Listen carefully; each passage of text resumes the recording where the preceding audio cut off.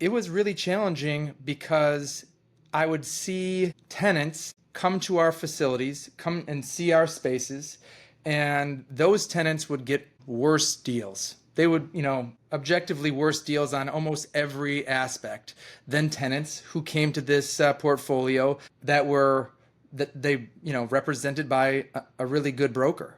Yeah, you And were the big bad bully on the block. I was the big bad bully on the block, and I couldn't live with myself. I was like I was good at what I did, but at the end of the day, I was representing the landlord.